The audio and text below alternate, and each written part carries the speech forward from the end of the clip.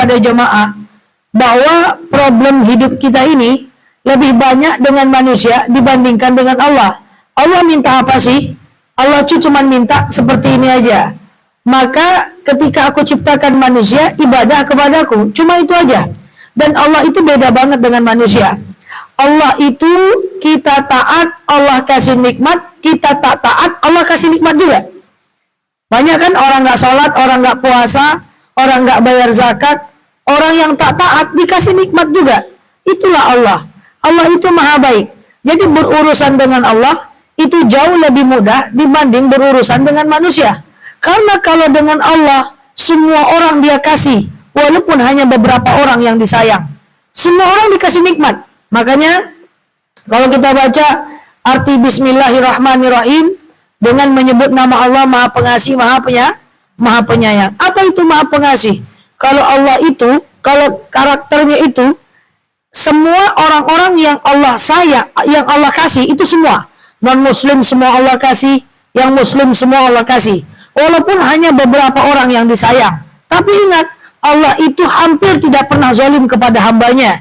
Mau kita maksiat, Allah tetap baik. Karena maha suci Allah dari zalim. Allah itu punya sifat mustahil. Mustahil Allah itu adalah zalim. Kalaupun kita bermaksiat, Allah kasih musibah, bukan karena Allah itu tak suka, tapi karena biar kita kembali. Kalaupun kita banyak ibadah, Allah kasih ujian, bukan karena Allah tak suka, tapi karena Allah pengen kita kembali. Nah itulah Allah. Tapi itu beda dengan manusia.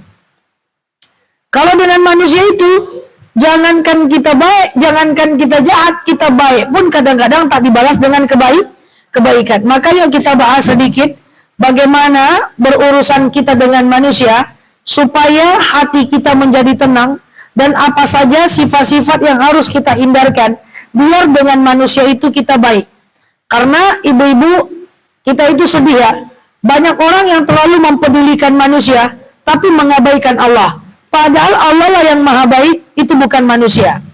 Yuk kita bahas sedikit demi sedikit bagaimana sebenarnya supaya hati kita ini lebih tenang ketika kita berurusan dengan manusia. Kita mulai ibu-ibu.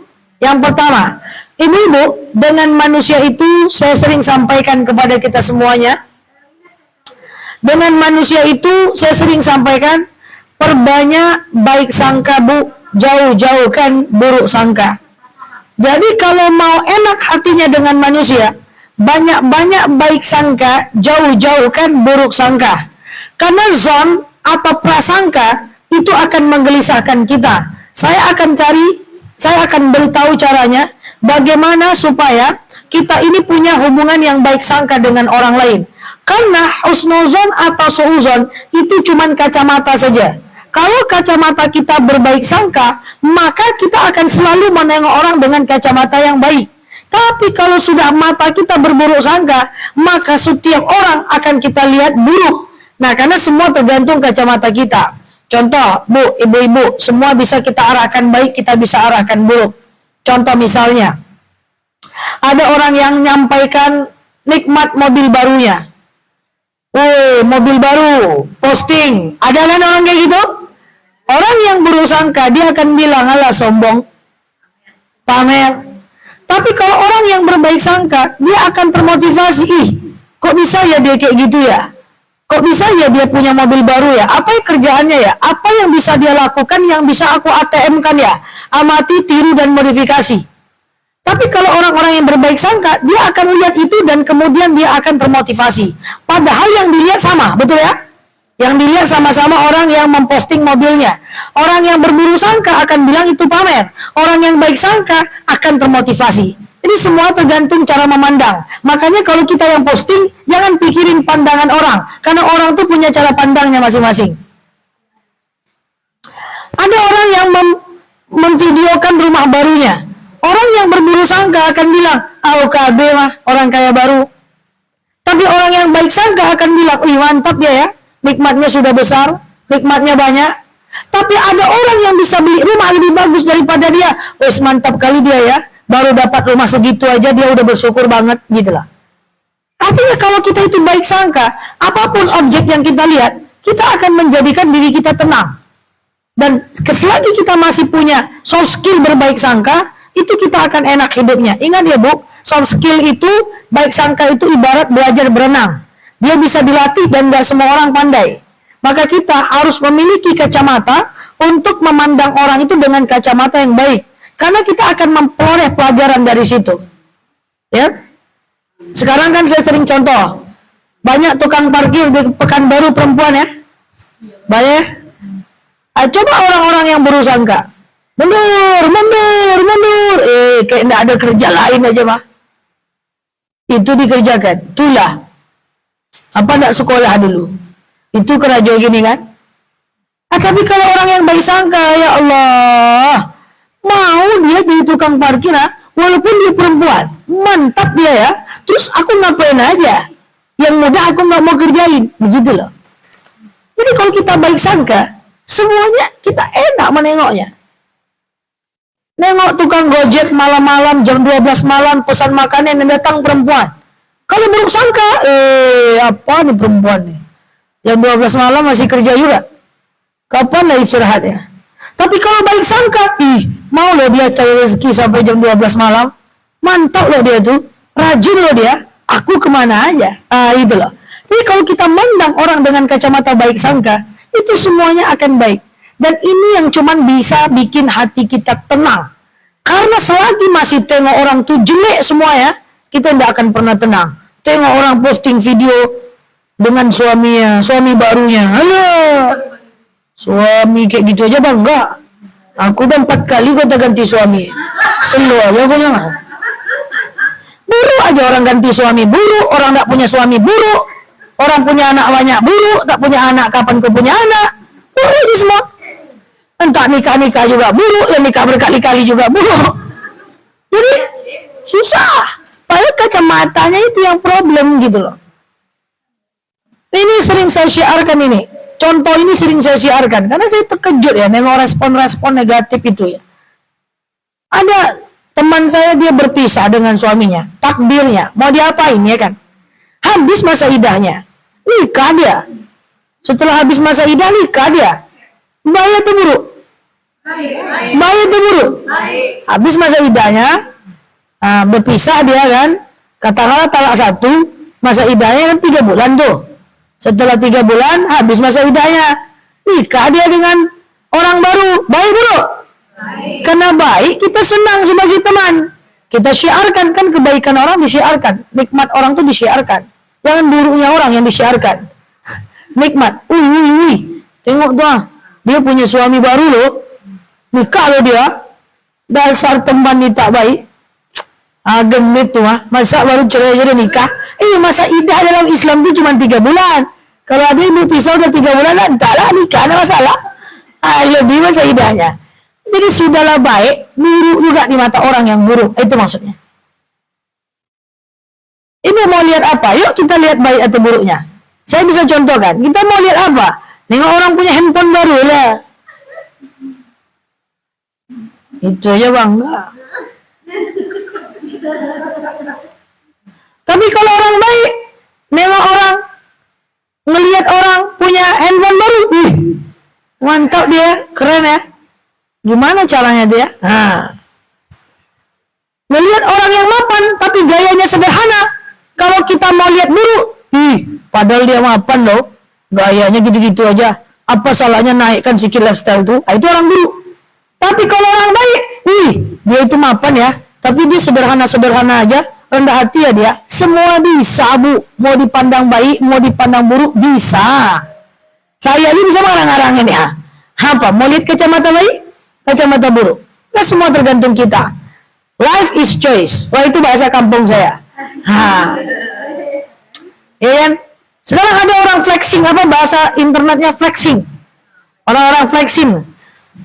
Dia menyampaikan penghasilannya bagus. Aku dapat sekian. Orang yang seuzon, iya tendak. Orang yang seuzon, sombong betul. Tapi kalau orang yang baik, kayak mana ya caranya ya? Nah ternyata orang yang baik ini lebih mapan lagi. Baru segitu aja dia udah bersyukur loh. Mantap dia ya. Masa aku sebanyak ini gak bersyukur sih? Coba kalau kita baik tuh luar biasa. Kalau kita memandang dengan husnuzon, itu harta yang paling berharga. Jadi milikilah sifat husnuzon, karena jujur sedikit orang yang punya. Ini soft skill, bisa dilatih. Ibu mau latihan belajar berenang, ibu mau latihan make upan, ibu mau latihan untuk membangun bisnis, ibu mau latihan untuk bagaimana meningkatkan omset, tapi jangan lupa latihan soft skill untuk berbaik sangka kepada orang lain. Karena berbaik sangka ini soft skill yang mahal harganya. Tar dulu, kesemutan.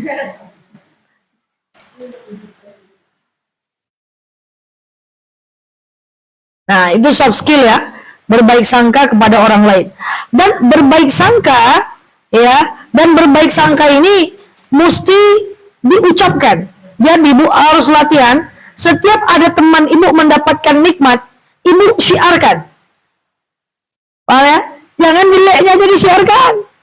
Harus latihan menyebutkan dan men-spill kelebihan orang lain. Bahkan ketika orang lain menjelek-jelekkan dia, ibu harus berani menyampaikan kelebihannya. Ibu nih jelek-jelekan ibu sebelah. Ibu nih tadilah contohnya.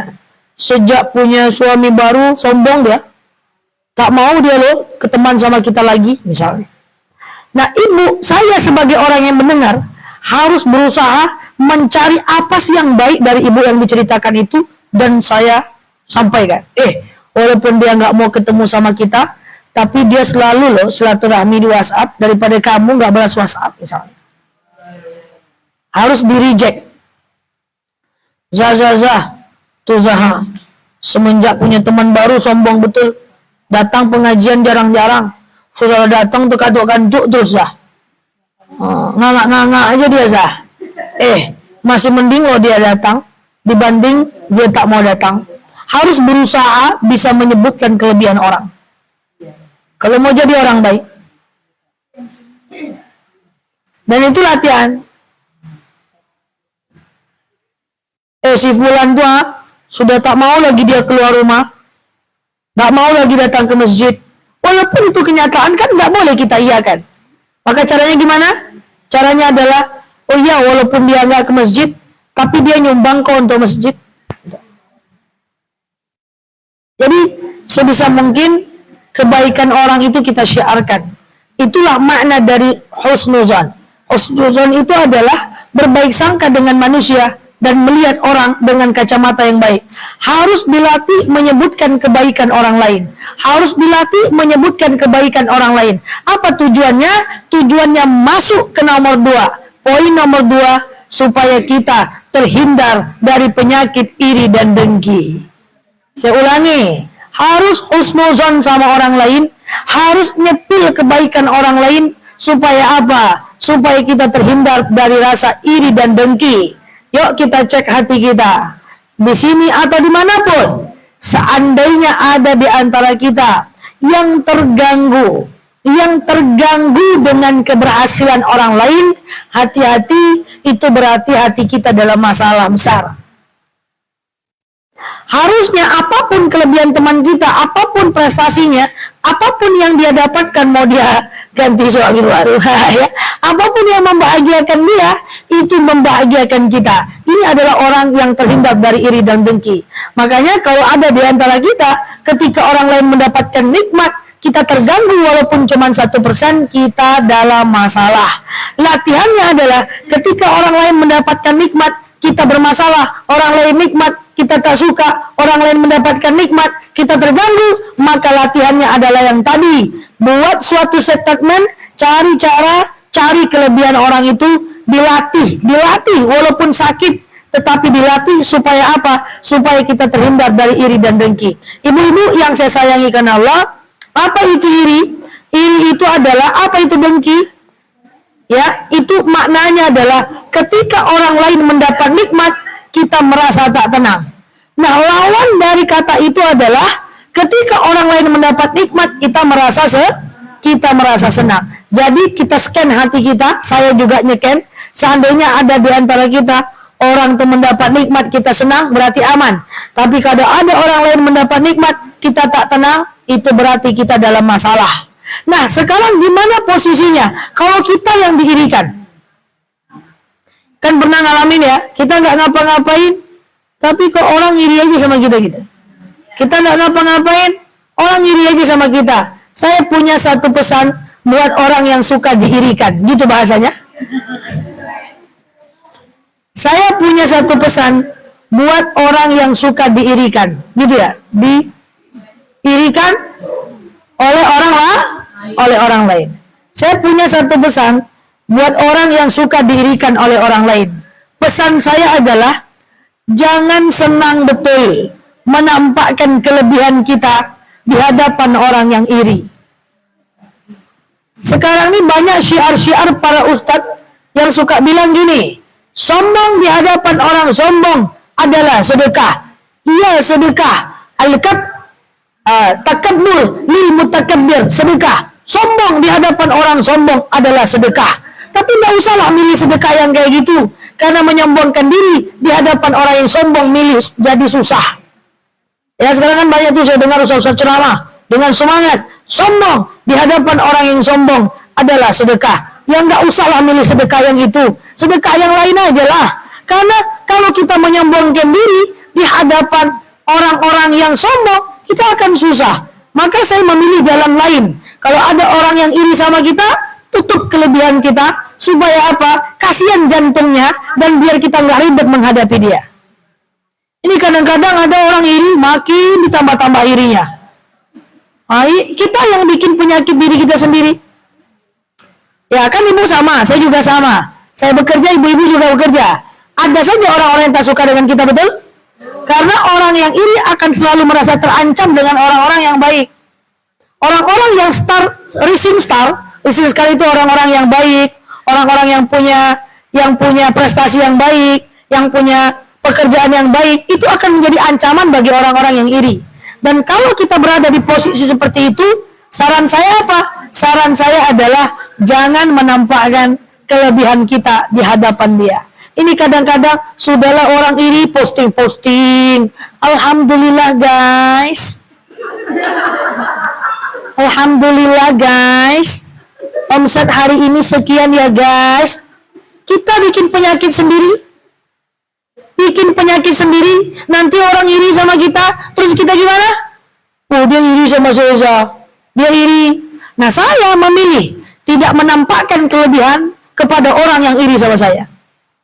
Nggak usah kamu lihat kelebihan saya. Kasihan nanti jantung kamu nggak aman.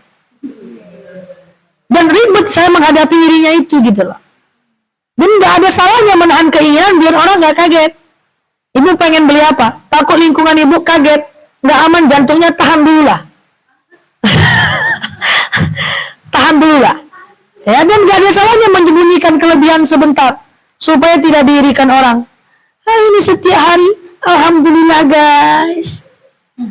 Kecuali kalau orang nggak ada iri sama kita sarok-sarok kuaci, remah-remah rengginang tuh nggak apa-apa.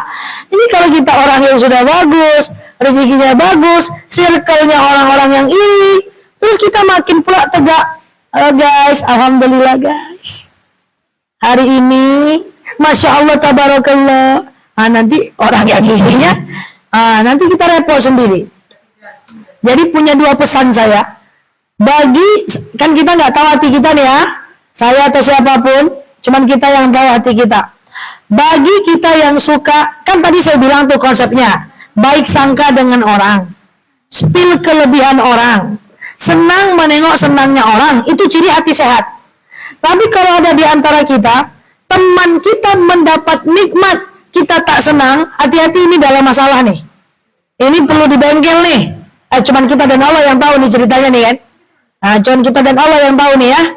Nah, bengkel hati kita, lawan diri kita untuk terus sebut kelebihan orang lain, supaya apa? Supaya kita memang benar-benar sehat hatinya. Sakit saya udah iri sama dia, saya spill kelebihan dia, itu sakit. Tapi bisa dilatih, karena dia adalah soft skill. Nah, sekarang kalau kita, untuk apa? Tujuannya adalah biar kita nggak iri sama orang lain. Karena iri itu menyakiti hati kita. Jadi sampai kita senang dengan kelebihan orang, itu prestasi kita semuanya. Khususnya kita semua yang ada di sini. Insya Allah, Dan kalau kita merasa orang-orang iri sama kita, saya punya pesan, jangan bikin gaya-gaya banyak gitu ya. Karena ketika orang iri sama kita kan nggak suka diirikan orang ya. Aku nggak ngapa-ngapain loh Zah. Itu banyak banget saya dengar di luar tuh sekali, masya Allah ya. Di mana-mana itu ya. Aku nggak ngapa-ngapain Zah, tapi orang iri sama aku Zah.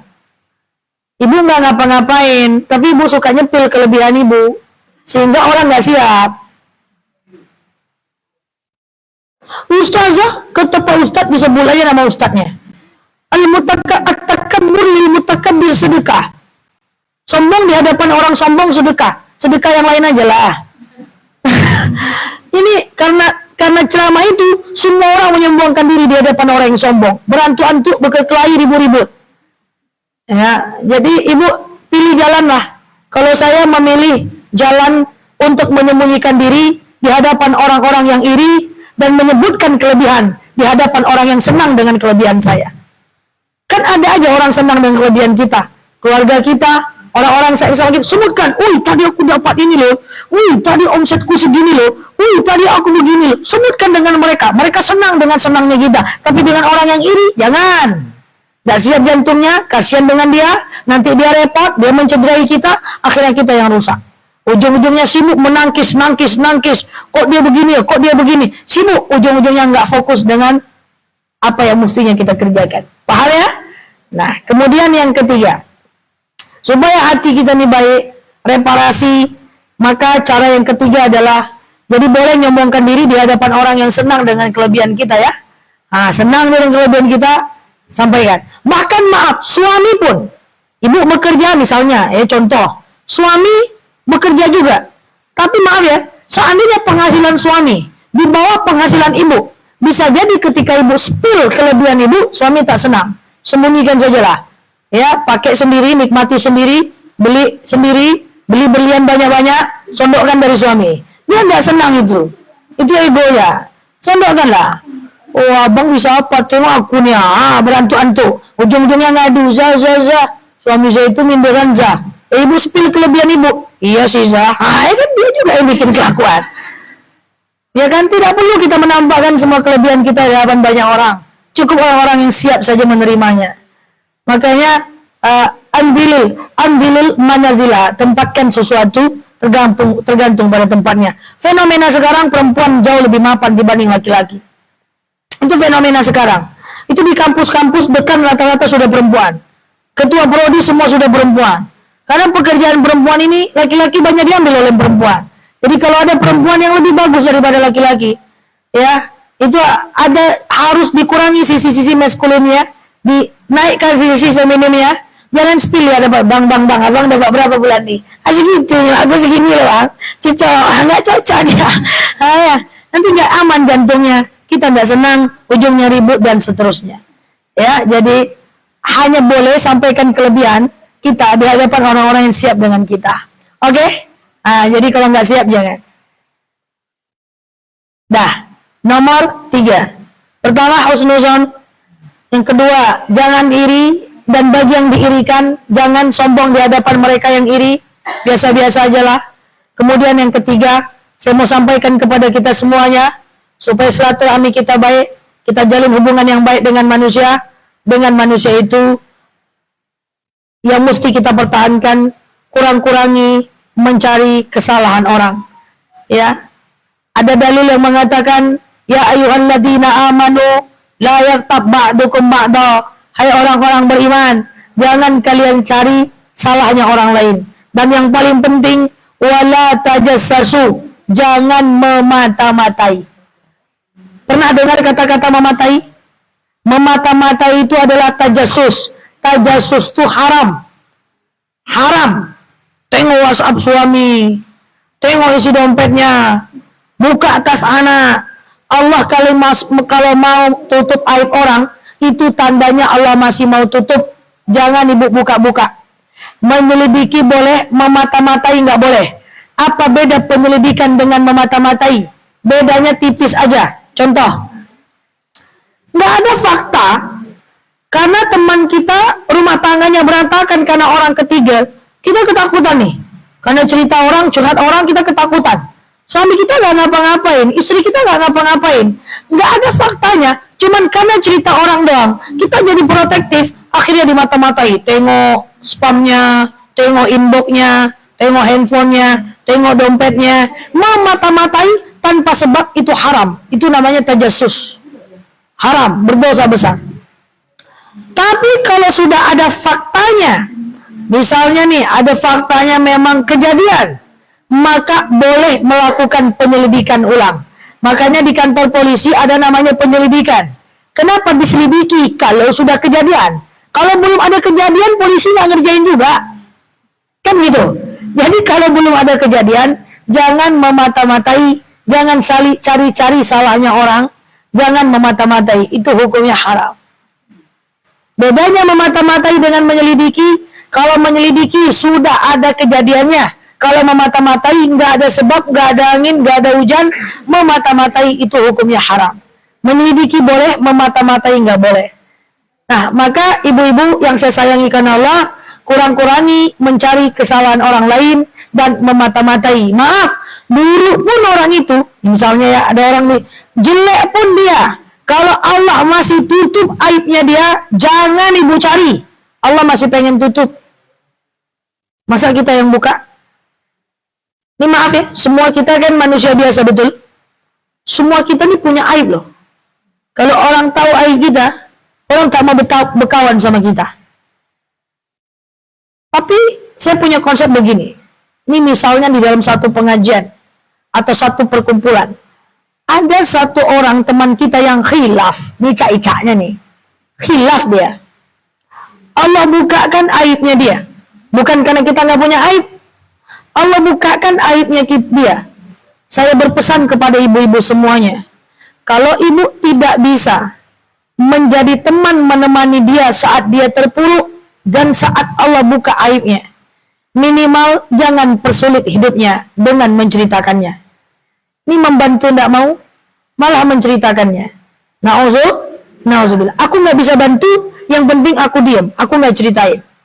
Ini membantu enggak? Malah nelpon, kok bisa kok kayak gitu ya, enggak nyangka aku dong. Ya kan? Menyelesaikan enggak mau, membantu enggak mau, malah kayak gitu. Oke? Nah itu ya. Dan terakhir yang keempat. Nanti kalau ada yang mau ditanyakan, dalam dan luar tema silakan. Kalau tidak, kita cukupkan. Yang pertama tadi dengan manusia banyak-banyak baik sangka, jauh-jauhkan buruk sangka. Yang kedua dengan manusia kurang-kurangi iri dengki, yang diirikan jangan nyombong. Kemudian yang ketiga, dengan manusia, jangan mencari-cari keburukan orang lain dan memata-matai orang lain. Selagi kesalahan orang lain itu Allah tutup, jangan kita buka-buka. Itu nggak boleh, karena Allah masih pengen tutup. Kemudian yang keempat terakhir, kalau kita mau tenang hubungan dengan manusia, silaturahminya masih terjalan, maka saya minta tolong betul kepada kita semua ibu-ibu yang saya sayangi karena Allah, kurang-kurangi mempertimbangkan apa kata orang lain tentang kita. Karena selagi kita masih memikirkan apa kata orang lain tentang kita, berarti tauhid kita dalam masalah. Kita tidak perlu terlalu mempertimbangkan apa kata orang tentang kita. Karena kita tidak pernah bertanggung jawab tentang apa kata orang tentang kita. Kita cuma bertanggung jawab terhadap amal dan perbuatan kita. Karena di akhirat nanti kita nggak akan ditanya, woi, kenapa orang ini bilang kau sombong? Kenapa orang ini bilang kau tamak? Kenapa orang ini bilang kau jelek? Tidak, yang ditanya adalah amal kita. Jadi jangan terlalu mempertimbangkan apa kata orang tentang kita ya. Karena selama kita mempertimbangkan apa kata orang tentang kita, pada saat yang sama kita berarti tidak mempertimbangkan apa kata Allah tentang kita. Yang penting itu bagaimana Allah memandang kita, bukan bagaimana manusia memandang kita. Saya sering sampaikan, saya tanya sama ibu-ibu sekarang, nama baik itu penting enggak, Bu? Nama baik itu penting nggak? Penting? Oke, ibu bilang penting ya. Ibu bilang nama baik itu penting. Sekarang saya tanya, seandainya seluruh Pekanbaru ini menganggap saya baik, tapi tahu-taunya saya buruk, saya maksiat, saya jahat, saya tidak puasa Ramadan, saya buruk, tapi semua orang udah telanjur menganggap saya baik. Saya bisa masuk surga? Bisa masuk surga? Tidak. Segimanapun orang menganggap saya baik, kalau saya tidak baik, saya tetap masuk neraka. Sekarang saya tanya, seandainya seluruh Pekanbaru ini menganggap saya buruk, ternyata saya baik, saya soleha, saya orangnya baik, bisa masuk surga? Bisa. Walaupun orang anggapnya buruk. Jadi kurang-kurangi mempertimbangkan apa kata orang tentang kita, karena yang paling penting adalah apa kata orang tentang kita. Apa kata Allah tentang kita. Ya, jadi saya 19 tahun dakwah, terlalu banyak orang yang ngadu, saya difitnah, saya dicaci, saya nggak ngapa-ngapain kok diiriin, Rata-rata yang kita risaukan itu manusia, bayangkan. Nggak ada yang nelpon saya itu, saya sedih loh. Ngapa? Tadi pagi salat subuhnya jam 7 loh, Nggak ada. Rata-rata, ya Allah, saya dipitnah, saya mengapa, saya dihianati. Manusia semua yang dipikirkannya. Nggak ada yang dipikirkannya itu ibadah. Saya sedih, Ngapa sedih? Iya, tadi malam saya nggak tahajud loh. Itu kan mantap tuh dengarnya. Saya sedih. Kenapa? Saya mau komit sholat duha tapi nggak jadi, risau gitu kalau nggak ibadah. Saya kata ustazah kan baca Quran tiap hari. Udah seminggu loh, saya nggak baca Quran. Itu kan mantap tuh risaunya. Ini enggak. Kayaknya dia nggak suka dengan saya. Kayaknya atau beneran? Kayaknya sih, ibu seuson atau memang dia nggak suka? Kayaknya sih. Kalau kayaknya nggak ada tuh dong. Ibu aja yang kepedean. Kadang-kadang kita nih suka kayaknya. Merasa diceritakan orang padahal enggak. Kita aja DM. Kok dia kayak gitu nengok aku ya? Kok dia kayak gitu nengok aku ya? Ih, kayak gitu ya dia ya. Aku lewat dia buang muka loh. Itu perasaan kita aja kadang-kadang. Kadang-kadang orang nggak ngapa-ngapain kita seuson. Terlalu banyak kegeeran kita ini. Ustazah, kayaknya dia nggak suka dengan saya. Kayaknya atau beneran? Kayaknya Ustazah. Kayaknya. Iya, rasa-rasanya. Iya, dia betul-betul nggak suka. Nggak tahu aku. Tapi kalau aku lewat dia buang muka terus. Itu kita aja itu yang kegeeran. Belum tentu dia seperti itu. Paham? Nah, kalau kita punya sifat ini, insya Allah kita lebih tenang ke depannya. Amin.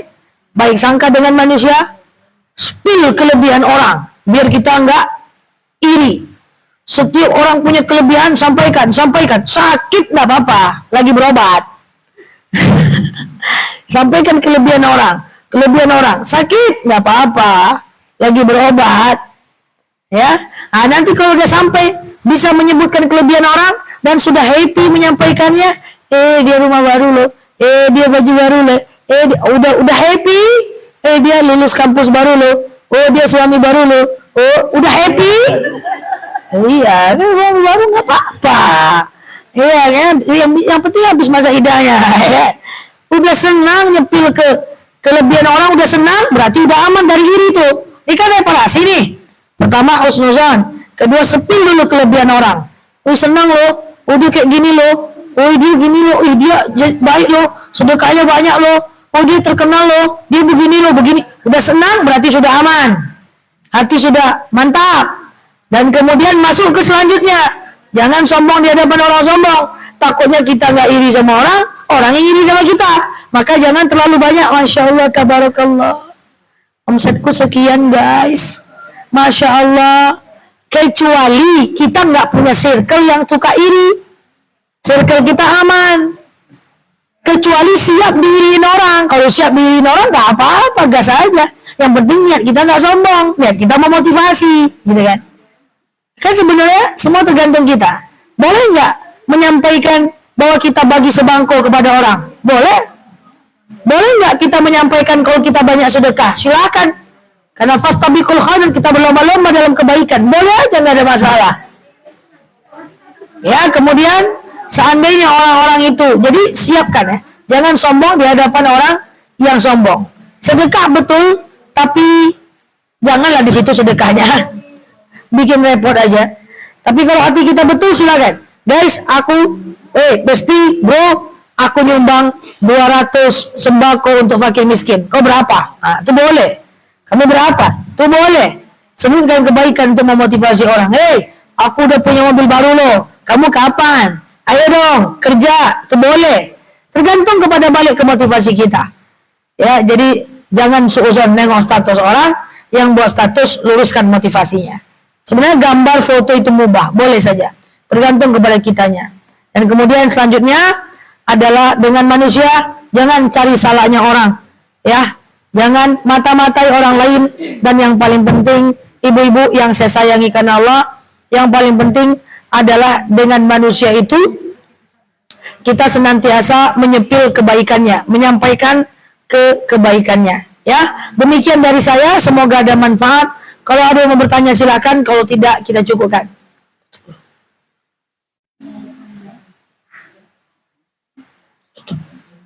Kita tutup dulu. Tutup dulu.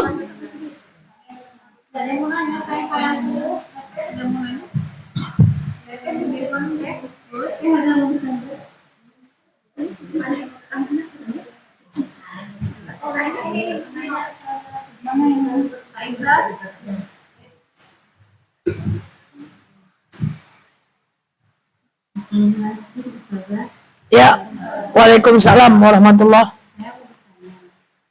Gimana kalau kita suka memuji orang, tapi teman kita itu malah membuka aib gimana kita begitu? Gimana cara menjawab itu? Saya nggak pernah, saya cuma diam aja. Makanya saya Ibu ini bagus. Saya puji dia di hadapan ibu.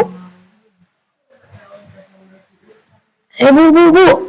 Ibu ini bagus loh, dia begini dan begitu gitu. Berarti kan kita puji dia. Dia mengatakan, ada gitu dong. Iya kan? Ada gitu dong. Maka jawaban kita adalah itunya jangan direspon. Itu memang banyak terjadi. Dan ibu mesti punya penilaian. Teman-teman harus ibu verifikasi ya. Teman-teman harus diverifikasi. Berarti dia tak suka dengan kelebihan orang. Nanti kalau mau cerita tentang kelebihan si fulan, jangan ke dia lagi. Mental. Kan saya udah cerita. Saya punya teman dulu waktu remaja masjid. Nakal, bandel. Remaja masjid nakal, bandel. Disondokkannya sendal orang 2 hari 2 malam. Ya, disondokkan mukena orang, nakal, bandel.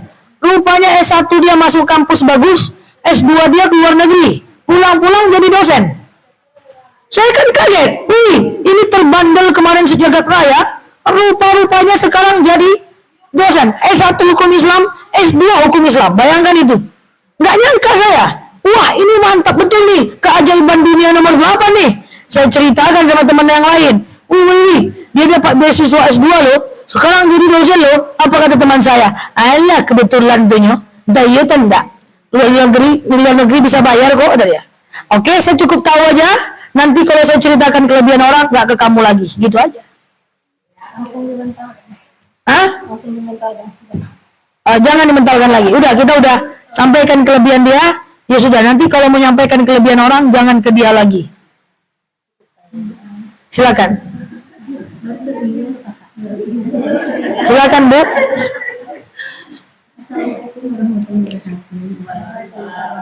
Waalaikumsalam warahmatullahi wabarakatuh. Ini saya mau bertanya pengalaman sendiri ya kemarin. Jadi pertama teteh ada melapor, teteh kan punya klinik kecantikan kan? Oh, klinik kecantikan. Jadi ada niat banget gitu orang itu sama teteh mau jatuhin. Mau jatuhin. Teteh dilaporkan ke Polda. Pengaduannya teteh menjual krim yang berbahaya. Udah itu sudah selesai masalah itu, alhamdulillah ketika itu ada yang menolong apa ribet gitu ya, udah selesai. Kemarin teman-teman saya di DM semua bahwa saya itu punya utang banyak, suka bayar utang, bawa arisan gitu. Pokoknya sesuatu yang tidak pernah kita buat lah. Oke. Nah itu menghadapinya kadang bingung, jadi itu hanya bilang jadi malas kemana-mana kan kemarin tuh karena ngerasa apakah teman saya percaya? Iya. Itu kompetitornya kali ya? Yang nge-DM itu kompetitor skinnya? Oh, nggak tahu.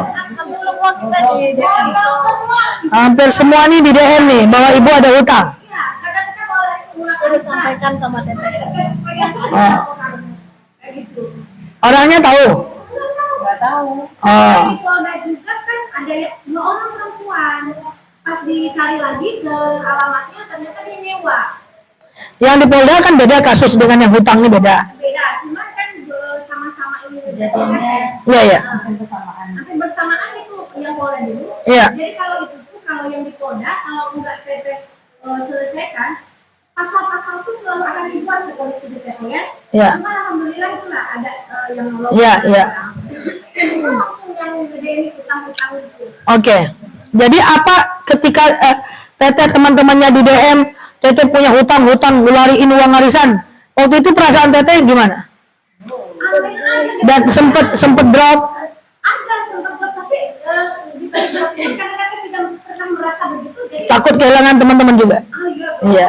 Oke. Apakah teman saya percaya enggak? Tapi Oke. kalau dibilang kalau memang dia tetap punya utang, kenapa enggak lagi ke tempat teteh? Iya, iya. Jelas, Iya, iya. usaha teteh. Iya, iya. Kan begitu. Iya. Dan nggak tahu siapa yang nagih utang. Ya udah, itu masalah paling ringan itu. Jadi gini, untuk iya. Jadi untuk Teteh kemudian punya skin ya, punya rumah kecantikan ya, klinik kecantikan, terus difitnah, dibilang produknya itu produk berbahaya, diajuin ke Polda, udah selesai, itu clear ya. Kita nggak bahas itu. Nah sekarang ada orang-orang yang DM yang menghubungi teman-teman terdekat bahwa Teteh punya hutang gitu ya. Teteh punya hutang arisan, punya gini-gini.